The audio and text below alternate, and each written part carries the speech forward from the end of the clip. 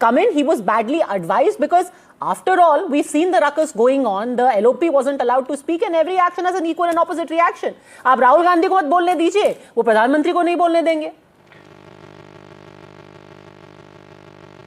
Good evening, Padmaja. Look, there is a fine difference. It wasn't that the LOP wasn't allowed to speak. The LOP was asked to follow the rules of the parliament, which clearly state that you cannot quote from a book that has not been published. So let's drop this pretense that Rahul Gandhi wasn't allowed to speak. Point number one. Point number two, Rahul Gandhi wants to selectively quote from an article that itself selectively quotes from a book that Rahul Gandhi claims has been published abroad. He's not willing to tell us the country, he's not willing to tell us the publisher, he's not willing to tell us the source.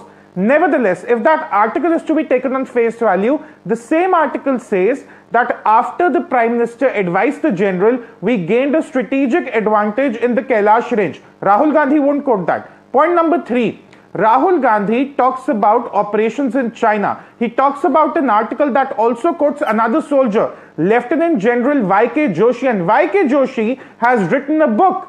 And in his book about the China operations, after Galwan, he says that we had an upper hand against the PLA. We gave them a befitting reply. Rahul Gandhi will not quote that. Point number four, Rahul Gandhi to the media says that the Prime Minister is abdicating his responsibility by telling the military कि आपको जो लगे, जो आपको उचित लगे, वो आप करिए. The last time Prime Minister said that to the military, we had Operation Sindoor. We bombed a nuclear neighbor from Skardu to Karachi. So Rahul Gandhi wants the country to believe that this Prime Minister abdicates his responsibility, this Defense Minister abdicates their responsibility, but they end up bombing a nuclear neighbor from Skardu to Karachi. Point number five, and my final point.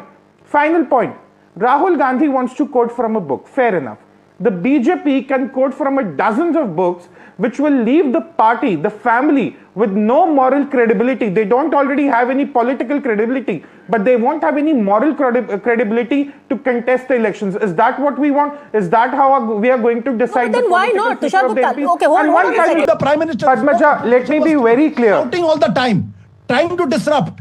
And if Congress disrupt House, Padmaja, where are the marshals? Padmaja. Them. Okay, make it happen, Tushar. Okay, Padmaja, let's be very clear about one thing.